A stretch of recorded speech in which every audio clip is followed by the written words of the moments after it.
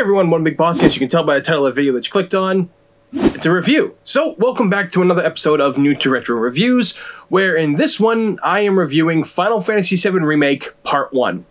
Now, this is going to be a little bit different because I'm not going to do a sketch for it, really. This is like an honest opinion type deal, and the fact that I didn't record video for this. Now, the reason why I didn't record video for this was I've kind of been in a bad slump with a lot of stuff, especially with depression and, a lot of other personal things, and it's really put a damper on my ability to play video games and kind of do things correctly. It's why I haven't been streaming and such. And so what I'm saying is, when I booted up this game finally, because I just completed this game last week, and I just started playing it earlier this month in June, and I've had it since it came out in April. Was it April that it came out?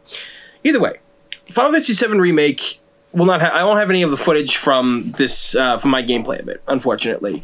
But I'm going to just give my honest opinions about this game and the facts about it and what I came across in my playthrough of this. So that being said, let's get right into it.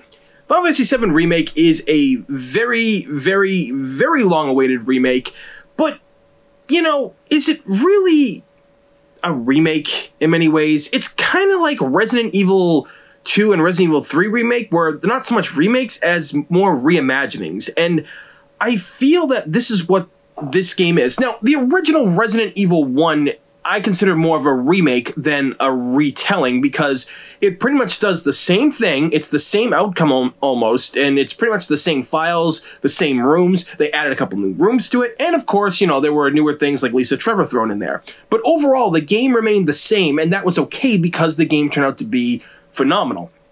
But this game kind of does take a different turn in its story, and I see where I guess a lot of people are upset by this game and its ending.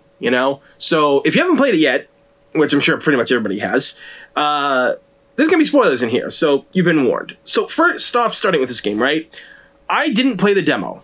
I didn't see the demo. I didn't look at anything on this, because Final Fantasy VII was a very anticipated game of mine because I love the original to death.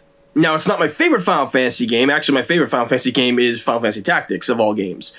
But what I'm saying is, I really enjoyed this game for the most part. I felt there was a lot of pacing issues. I felt that areas were not as fun as they should have been, and it kind of bugged me a little bit. So let's start off with the beginning. The beginning is very similar to how the original Final Fantasy VII worked, and I think they did that kind of to give you a sense of retro feeling, a familiarity to it, I guess, to where, okay, so I'm not totally lost, I can play this, I know where I am. For newer fans, it's pretty straightforward, but it gives you that feeling of nostalgia to kick the game off. But it does do a good job at making it its own game, separate from the original at times. Now, the original bombing run that you do with Cloud and the team, it's very interesting because you kind of do get to know these characters a little bit more through their actions and personality a little. And that's the real interesting part of that, right? And going through it, I was impressed. I was impressed with a lot of things in this, and moving on from the bombing run as later on goes by, overall, the things that happened in this game I was pretty pleased with, but I felt at times they were dragging.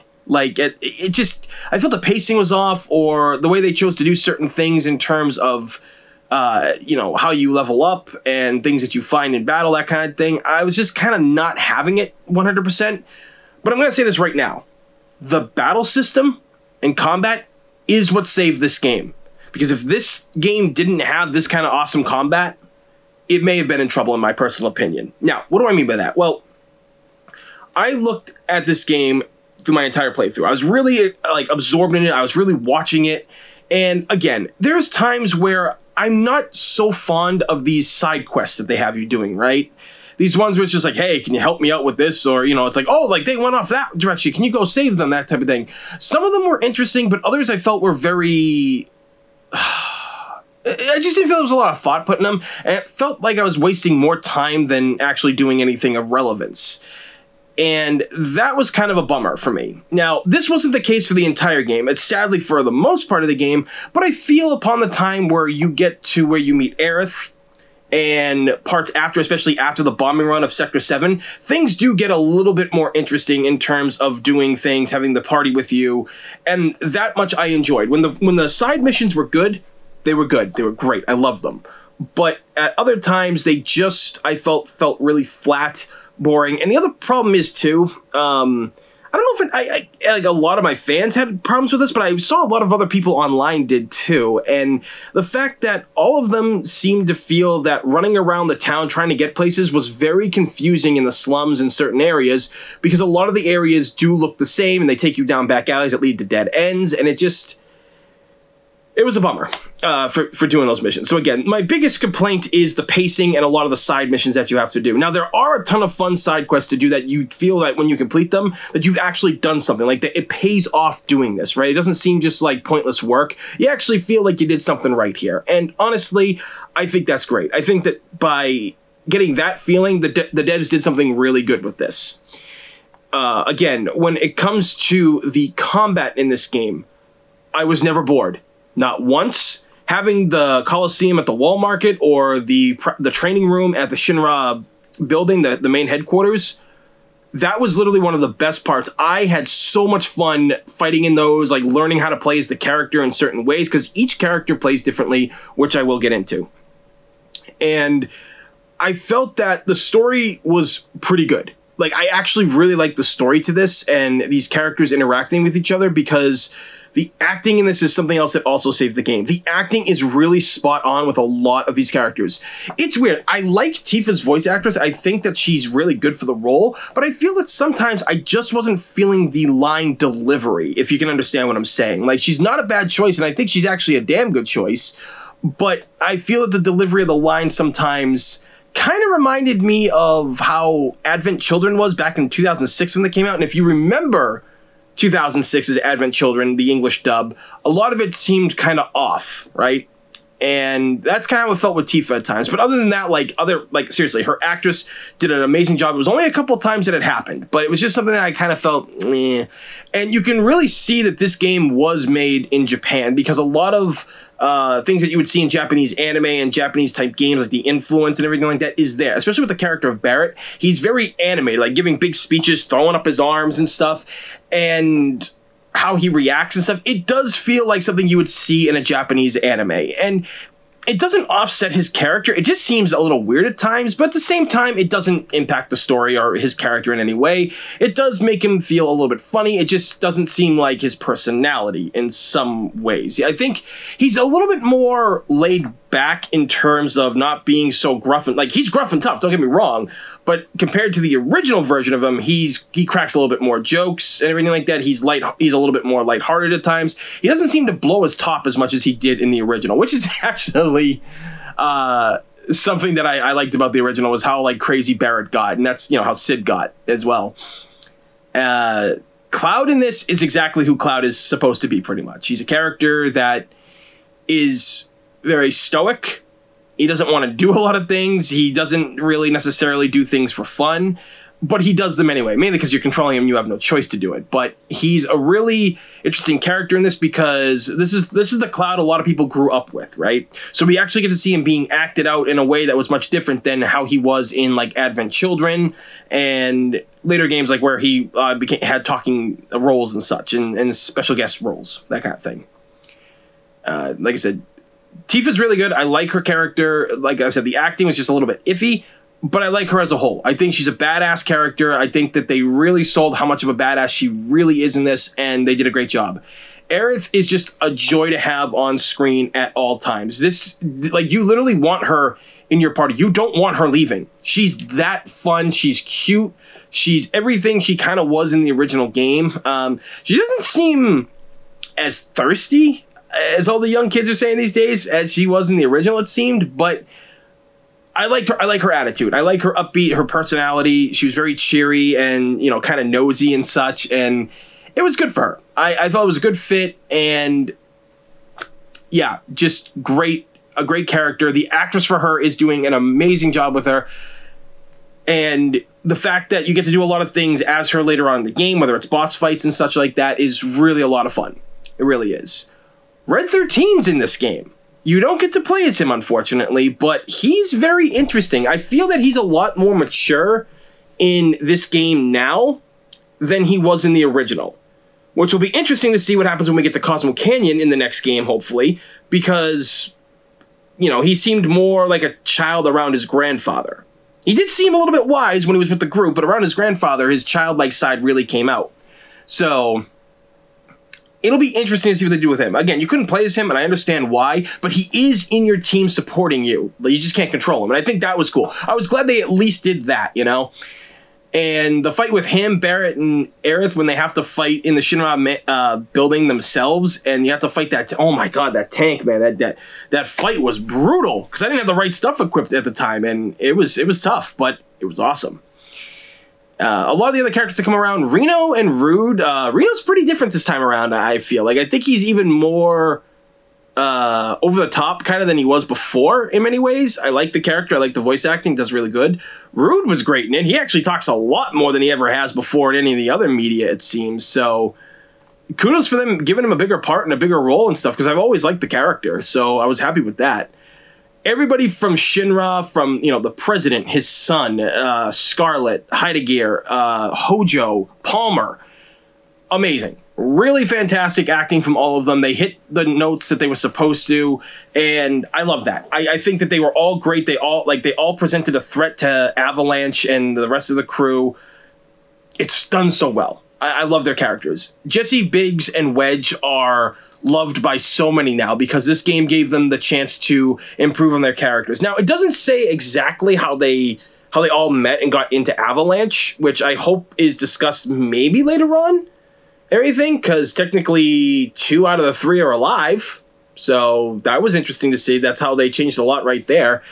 But yeah, it's kind of crazy. And speaking of Avalanche, this was something that I thought was interesting. So Cloud and Biggs, Wedge, and Jesse go on a bike run because they got to get stuff for the next run that they're going to do. They run into Rochu. That was an interesting high-speed bike chase and everything like that on the motorcycle. I thought that was really cool. But then you find out that Avalanche is more than just Barrett and the others. There's a whole other branch of them, like leaders and everything, it seems.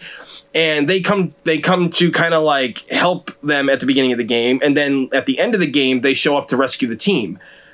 And that's pretty cool that Avalanche is bigger. Like, I mean, because, you know, they're treating them more like a bigger threat because the world they're in now is bigger than it was in the original. They just explore it. They show it in everything. And I like that. Sephiroth is, I think, good. A lot of people don't like the voice actor for him. They don't think he's really nailing it too much, but I think they did a pretty good job at casting him. Again, the last guy that did a really good job at him for years, I praise him for the work that he did. But I think the new guy, give him a chance, because there's a reason why I think people don't like him. I'll get to that in a little bit. But as far as everything else, the characters are great. The combat is fantastic and fun. Cloud is the hack and slash type, and his style of fighting, he has 2 modes that he can switch from, and it's great. You got to learn how to properly dodge with him to make him really efficient, kind of like any of the characters, right? But he's all around. He's great. He's a fun character to play as. I did use him a lot, but I gotta tell you, there's a lot of other characters I found a lot more fun to play as than him. Barrett was like my least used. I didn't actually like Barrett, which was funny too, because after Aerith got kidnapped after the, you know, the bombing and everything like that of the Sector 7 plate, he became my main magic user. Of all people, right? He became, because like all the stuff I was giving him, he just had the more slots, and I kept upgrading his stats to have more materia slots too. So I was just like, you know what, it's fine, because he actually took damage really well and stayed alive a lot longer than everybody else. So, you know, he had like raise and cure, and he had lightning, because everybody's like weakness is lightning in this game. I think that's really cool. I used it for him. But as far as a character for the shooting part, that's where it gets a little bit dull. His shooting, I get it. I get why, because he has a gun. That's his main thing. But it was a bummer. And I was thinking to myself, well, if they give him his other weapons that he has in the original Final Fantasy VII, can they do the boxing glove? Can they do the, you know, the cannonball, the scissor, you know, the knife scissor arm thing? Can they do that? And they do. Now, it does take away his ability to do long range, right? But it is interesting to see it, because he can, like, you know, armor up himself and everything like that. He can take damage, and he hits like a truck. It's helped me out a lot in a lot of these matches. And he does have a move where he can still, like, you know, use all of his AP to rapid fire at an enemy and just unload on him. Even if it's a gun that's not a gun, like if it's the cannonball weapon that I was using, So he was my least favorite to play as, but not a bad character. I didn't get super great with him. I would like to go back and try again. Tifa, #1 girl, #1 character, hands down. I friggin' loved her and everything she did in this game when it came to its combat. She was also the healer because she had like the chakra stuff. She had the ability to, or pray or whatever it was. She had the ability to heal the others, and it helped a lot. I gave her some, you know, magic materia to keep her busy. No, sorry, not keep her busy, but, you know, keep her well-rounded, I should say. But the combat with her and, you know, doing combo strikes like shoryukens and then comboing into a friggin' dive kick and then all these other moves that she has where she bounces around like all over the place like a squirrel on crank. That was truly awesome because it worked so well with strategies I planned out with the other characters. I'd have them start locking in or lock the other characters down, like cast like, you know, slow or haste or something like that to really give them the boost. And that is the great thing about Tifa, is that she gives so many options if people back her up, I found. And it's great. Aerith is a lot of fun to play as too. Her twirling and shooting off the ice and everything like that from her stick is interesting because she actually, unlike the original game, doesn't beat people with a stick. She beats them with ladders, but not a stick. And I like the fact that, you know, she's got like all these cool healing moves. She's got like everything you loved about the thing. Her magic is really strong. Her dodging twirl that she does in the air is freaking cute and adorable. Like, I love her. She's just great. I love her. I love her even more than I did in the original game. Her style of combat was great, but it was kind of hard, too, to keep her away from the battle, to keep her from getting hit, because she would keep coming in and stuff at times, you know? Which you can switch up, and I did. I tested that stuff out, and that's good. So as far as the characters in battle, that's pretty much all of them, right? And they're all fun. Like I said, Barrett's probably the weakest in terms of gameplay, but he's still a lot of fun when you get around to using different tactics with him. And I love the leveling up system they have now, right? You go in, like, you level up the weapon. That's crazy. Like, you get, like, there's powerful magic weapons, powerful beatdown weapons, all that kind of stuff. And how you do it is kind of reminds me of the sphere grid from Final Fantasy X. The way they do it now, it's like, you know, the core element, and it's like these surrounding elements around it. Kind of like Red 13's grandfather's, like, you know, solar universe thing that he has in his house. It kind of looked like that in many ways.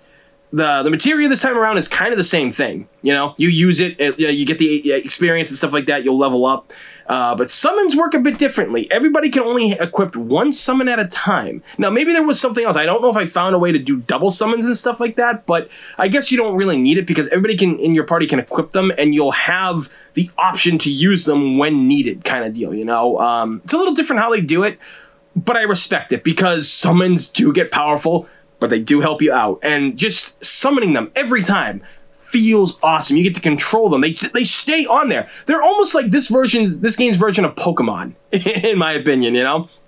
And they go back after a while, and not before unleashing a final blow, like a really powerful attack. It's awesome. I love that part of the game. So, you know, I'm going on and on about what the things I liked about it, right? Now, I said some things I disliked, but what are the other things I disliked about this? Well, one of the reasons why I feel that they weren't giving Sephiroth's new voice actor a chance was because every time he was on screen, he spoke low, like Sephiroth is supposed to do. But here's the problem. The music was too loud in the game, in its base game, right? Like, I didn't touch it at first. I tried to, you know, like, mess with it and everything later on, and it worked.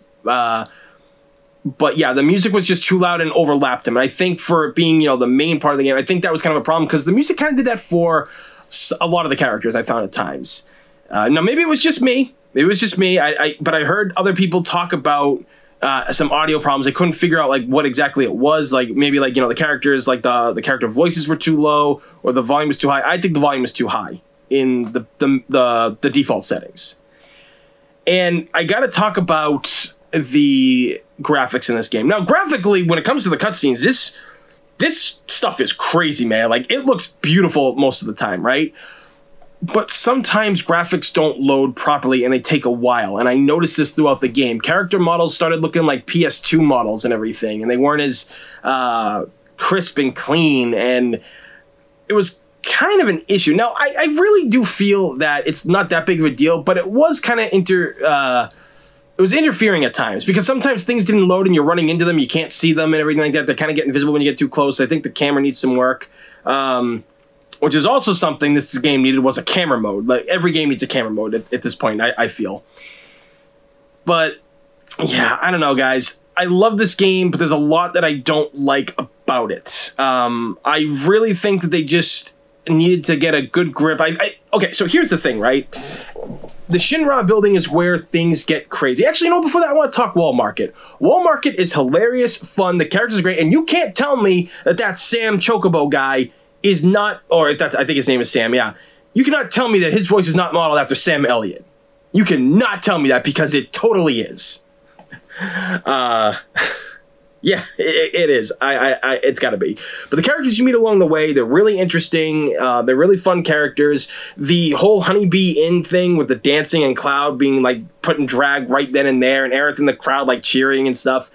Awesome. Like, it really was great. I had a fun time with that. Having to do the squat challenge and later up, like, you know, the pull-up challenge and everything. Those mini games were a lot of fun. Again, the battle system. If you want to get good at this game, when you get to Wall Market, continue doing the battle mode and work with the characters that you have to form great teams, because that way you're going to know when the good things happen. Like you'll be able to see it right then and there. It'll give you time to really work as a team. Let's see. Yeah, in the Shinra building, getting to that, yeah. Getting there was awesome. It was fun, it was great, and then sneaking in, even better. It was hilarious, the stuff that happened, but the things you come across in there.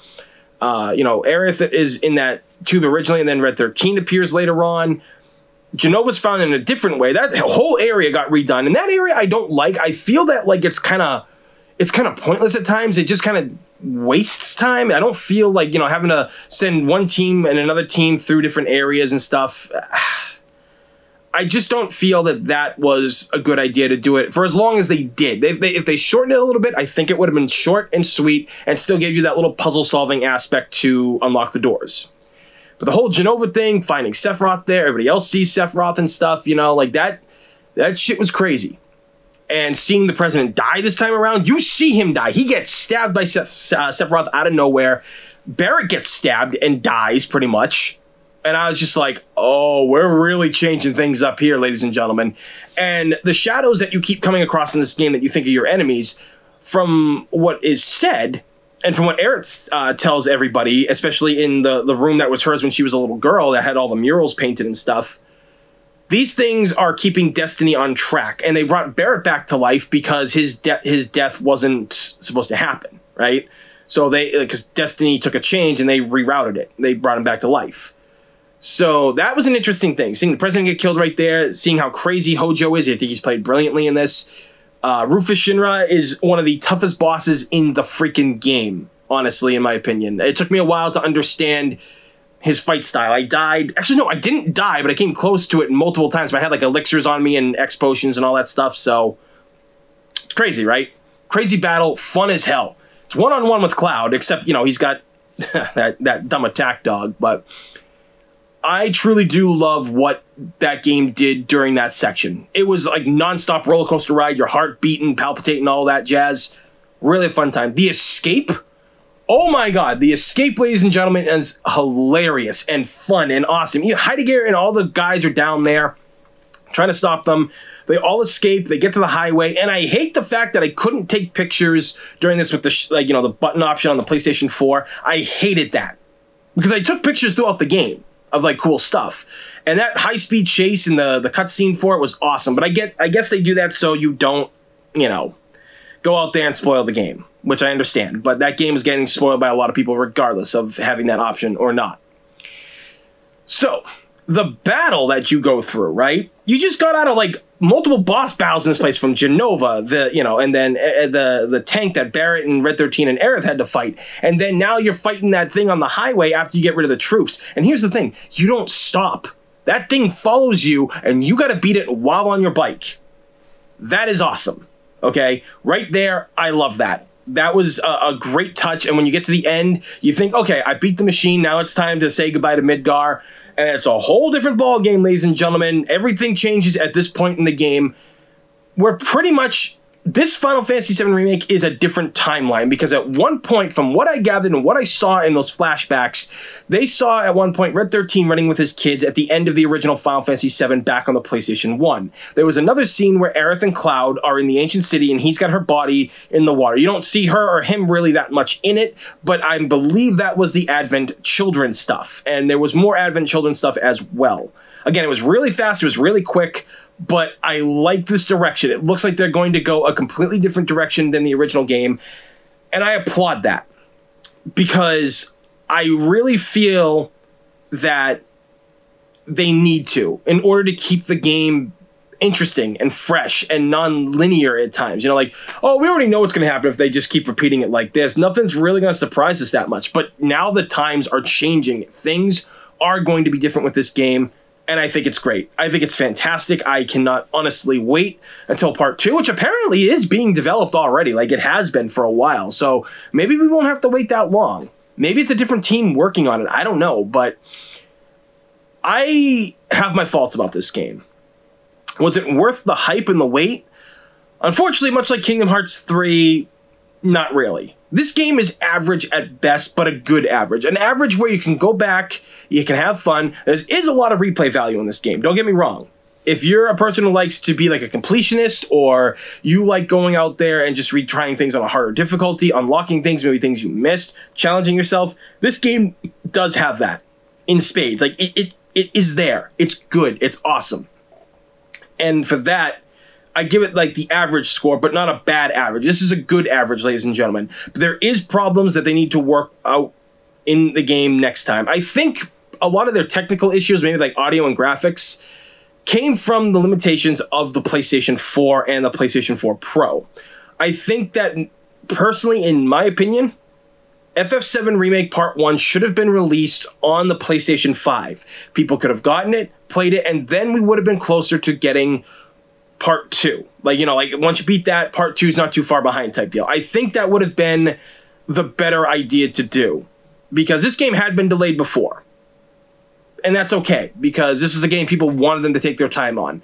And I was told that Nomura was kind of put on restraints for this and everything, which was good, because as much as I love Nomura as an artist, when it comes to directing and anything else, I'm not 100% a fan of what he does. But for what he did in this game, with his team and how hard they worked, and it can clearly be shown in here, this game is good. I loved it. I had a lot of fun with it. And for some people, it might not be worth the $60. I personally feel that it kind of was, because this game is literally like over a 20-hour experience, I feel, or more in that sense, if you're going to go exploring and doing side missions to keep it going. There is a lot to love about this game. There's a lot to behold, and I think that $60 is a fair asking price for it. And I think, honestly, I think that even people who like haven't really played this kind of game before, but with all the hype that's getting, I think that paying $60 would be okay. I think that they would enjoy it. But that is my opinion. Please let me know down in the comments below what you thought about this game. Do you guys agree with me? What are some of the things that you loved or didn't like about Final Fantasy VII Remake Part 1? So, please thumbs up and subscribe, because it's free, and in this day and age, free is a damn good thing. As always, everybody, thank you for watching. I'm One Big Boss, and I will see you all next time. Hey guys, thanks again for watching this video. If you can give it a share, that'd help my channel out big time. Follow me on Instagram and Twitter, where I'm most active. Links down below in the description. Also, if you want to see me stream some video games, follow me on my Twitch channel as well. Many thanks again, guys. Greatly appreciate it.